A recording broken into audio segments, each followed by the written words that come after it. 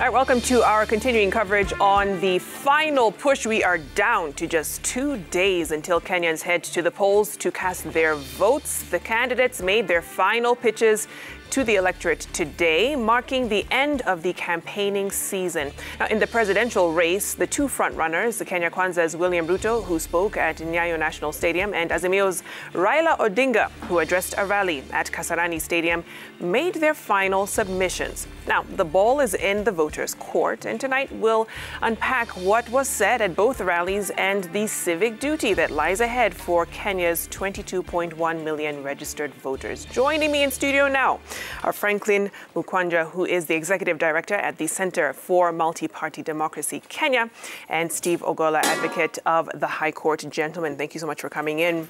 Let me begin with you, Franklin. I'm sure you saw the speeches that ran through the course of the day. What do you make of the final submissions and literally their final pitches to the electorate and the voters today?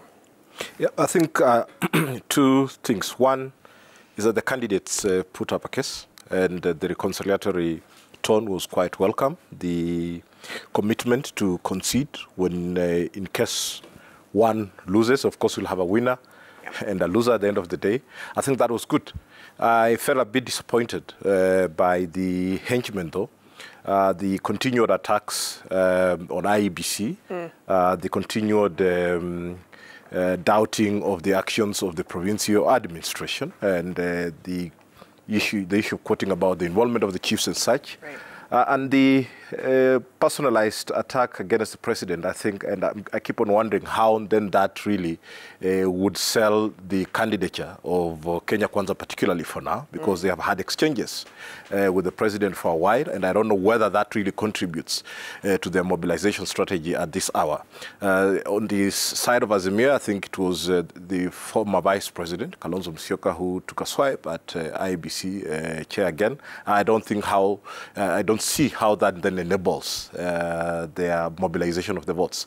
Otherwise, I strongly believe that the candidates, both Honorable Raila Odinga and the Deputy President William Ruto, put up a good case in terms of their closing speeches, in terms of rallying their voters and why they should actually come out on 9th to put to cast their ballot. In a summary, I think we see that the two candidates are generally agreeing on what is the challenge for this country, and the voters will be coming out to decide who has the better ideas in regard to strengthening and deepening devolution, in terms of fighting corruption, in terms of much more access to the economy, and in terms of improving good governance in the country. So I think it's about choices of who put up a good case on whether they have better solutions than the other in regard to the challenges facing society.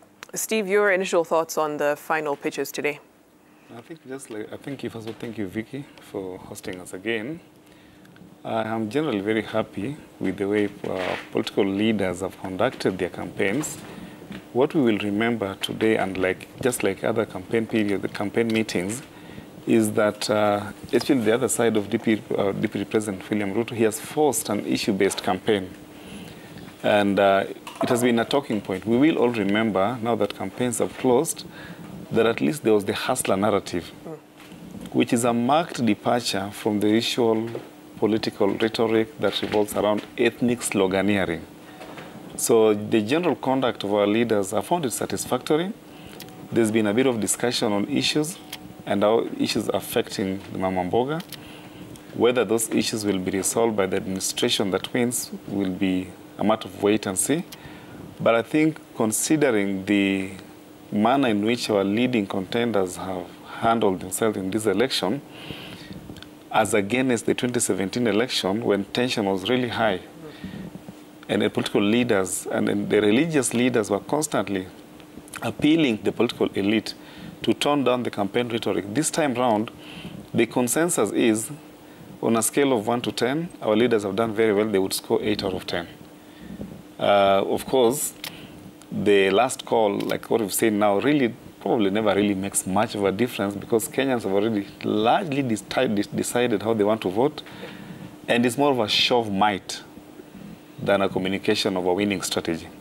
But we must condemn in the strongest term any aspersion on the part of IBC, casting aspersion on the part of IBC, does not improve the kind of public confidence that we need just 2 days to the election. Yeah? Our political leaders must learn to limit political rhetoric that touch on the credibility of the election manager. Because then what they do, if they doubt the competence and the capability of the election manager, they plant doubt in the mind of their supporters, and they may inadvertently trigger political unrest. I don't want my mother in the village to go to the ballot doubting the ability of IBC to manage this election. So I think that kind of recklessness is regrettable, but in the overall, I think they've done a good job in their campaign. You know, Franklin, when you were speaking, you said something really important, which was the candidate saying, I'll concede defeat. But the reality is, since 2002, the presidential polls have been disputed when it comes to results. You know, how sure are we that this time round will be different? You know, Steve talked about this being a more issue-based campaign cycle. But do you feel that will actually happen, or is it something they just say as a political utterance? Of course, it's quite difficult to trust a politician, especially Kenyan breed. But I see the possibility of, we have actually built a tradition now, that since 2013, the loser has petitioned the results. Right. And that is part of conceding. And it's important that when you lose, if you lose, you go, you follow the formal channels. And I think Kenyans should not hold the presidential candidates, Raila, Odinga, or William Ruto, by the throat that you said you will concede. It is, of course, important that we shorten the electioneering period by having, concession. But in a case where there are reasons that the presidential candidate feels they have been cheated, the option is not to call for violence or incite violence, but really go before the Supreme Court. And we've seen this in the 2013 and in the 2017 general elections. And that is part of conceding. The best advice possibly now, because the candidates have made their closing statements, and I agree with my good friend Steve, that this is the first time, of course there have been issues in all the campaigns, but this is the first time we've really seen a critical focus on the issues, and whether it's only been on the side of the political class or actually the voters are also going to consider those issues when they are voting, and not just ethnicity and the voter bribery and the other things that we have seen, the antics in the campaigns, is something that we can, look at after. Yeah. But for now, the critical thing is we need voters to turn out so that we have a good number of votes that are being cast, and therefore you can be able to widen the margin. But if we have a lower voter turnout, and what Steve is saying, if there is this rhetoric against IEBC, there is going to scare some sections of the voters that will not be voter turnout. A smaller voter turnout really affects the size of the difference between the winner and the loser, and that close contest is what really brings in the issues that have been cheated. But if the voter turnout is good, we will clearly see that really, like in 2002, Uhuru Kenyatta, you got 30-something%, and Mwai Kibaki, you got 62%. And that becomes more clearer, and Kenyans really can have a shorter electioneering period, have this closed, and we go back to business. You know, Steve, you mentioned that the DP forced an issue-based campaign. While he was making his final call in his Karen residence, he said, we've relegated ethnicity to the back burner. And so the question then becomes, what is this big issue, this driving force that is sending Kenyans to the ballot? What are they voting on, essentially, in your view? I think, Vicky, allow me to deviate just a little bit on that issue of concession. I think there's a matter of constitutional relevance to clarify. Conceding, contrary to what Kenyans believe, conceding defeat is a peripheral issue that does not find the pride of place in our constitutional framework. Article 140 of the Constitution does not anticipate the losing opponent to concede. On the contrary, it prepares the country and the courts for a petition. So it's, yes, it's may, someone who is dissatisfied with the result may petition the Supreme Court. Yeah? So it's a discretional issue, but the architecture of our legal framework prepares the country right after the election into a petition. So I think I want to urge Kenyans to prepare for election petition and not to put pressure on the losing candidate to concede, because there is a legitimate constitutional pathway for resolution of election disputes. So it's a personal choice to concede. So it's a practical, yes, it's a political choice, it's a personal discretion. The constitutional pathway post-election result is a petition. Okay. What Kenyans should know is that after the announcement of the results, the next step is that we will go to the Supreme Court unless the person who has lost opts out. Okay. So that we reduce the tension of trying to persuade the losers to concede and move on. But also, other than the constitutional value, it has a practical sense benefit. Disputing results, contrary to what Kenyans believe, has a practical sense and political benefit, in the sense that since our elections are almost always hotly contested and passionately canvassed, the abrupt end of the electoral process that terminates with the announcement of the result can be heartbreaking, can be demoralizing. Sometimes filing a petition can serve an unintended collateral benefit of managing expectations.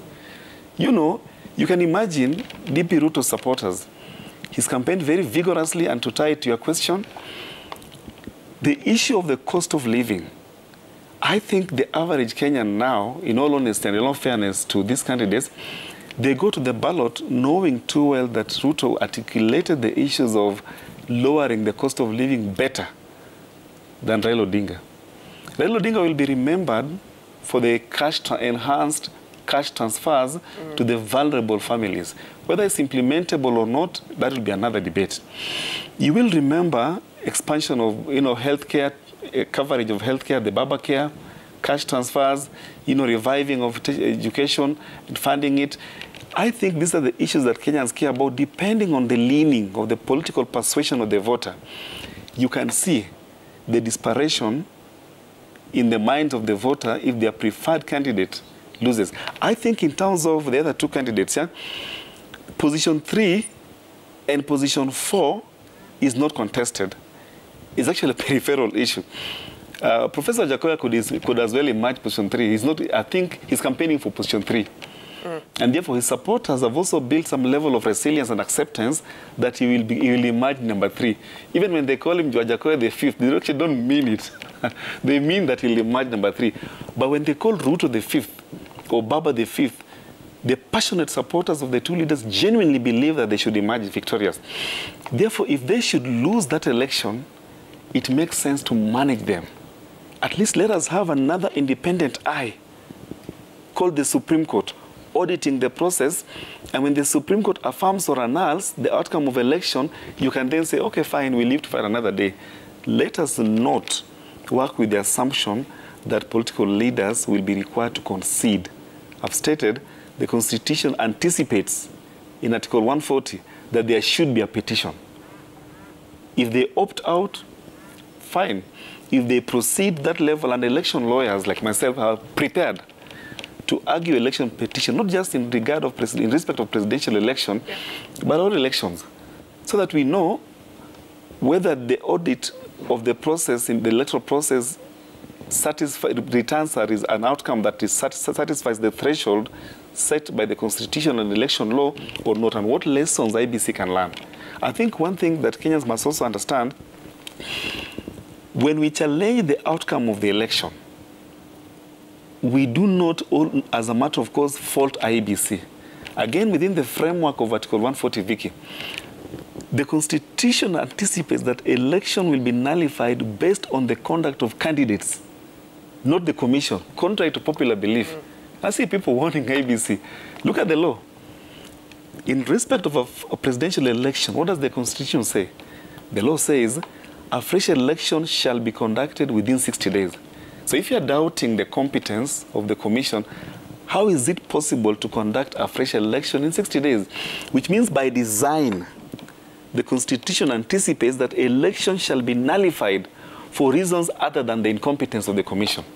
But it's interesting, though, I mean, it bungled the 2017 election, which is why we had to go back. And the public mistrust is valid. Let's just say that. Every election cycle, the IEBCs always put on the pedestal of having dropped and bungled the elections. So, what do you say about that in terms of what they have to do? They come as the centerpiece of the election now with 2 days to go. What do they need to do to restore that public trust as an electoral body, in your view, Franklin? I think so far the two things that have stood out about the Chebukati team is their challenges around public communication. Strategic communication, both strategic actually and proactive. Yeah. They should not wait for the public and the other stakeholders to pursue them, to share information about the elections. A case in point is the KPMG voters register, report. The lackluster way that I have released it and the issues that are snowballing now really don't augur well with the preparations. That's one. Number two is the more efficient coordination of the election management bodies, because it's a constitutional mandate for IEBC to conduct and manage the electoral process. But it's not just the only body that is involved. More efficient coordination with the security apparatus. We need about 70,000 out of the 105,000 police officers to make sure that this election is secured. The EFCC vetting of candidates, DCI and the Office of Director of Public Prosecutions looking into these cases and making sure that electoral malpractice is nipped in the bud. But they moved too late in some arguments. Yes, these two issues are really clear. And the third one is, of course, Parliament as well and the executive. We have seen this commission starved of financial, provision. The preparation has been affected by that. So is IEBC set up to fail because of those factors? I think they are interested parties that set up. The failure by IEBC is by design, it's not by default, in my estimate, because Parliament was supposed to pass laws, for instance, that should enable the improvement of elections from 2017 lessons to 2022, as Parliament recessed without some of those pieces of legislation being passed. And that tells you that not Parliament, not the executive, and the other election management bodies that should support IEBC in terms of preparation have put up a good case. The recruitment of the commissions, for instance, there was to be an enabling law. Yeah. This only happened late December, early this year. We still are struggling with the issues of campaign financing. There was ping pong until today. The court spoke about it, but still we cannot be able to effect the campaign financing regulations in this particular campaign. And these are the issues talking about. Election is a national operation. It's not a Chebukati and team affair. If we can learn from the challenges of 2013, 2007, the regular report. Okay. 2013 challenges, 2017 challenges. Then look at 2022, and when we begin to work on the audit and the petitions that Steve and company will be looking at, all these issues need to be addressed. No, certainly. We'll extend the conversation after the 9 o'clock hour. We need to take a short break, get into the 9 o'clock news. Stay with us. Franklin and Steve will be with us in studio as we continue to unpack the stories of the day. I'm Victoria Rubadiri. We'll be right back. Stay with us.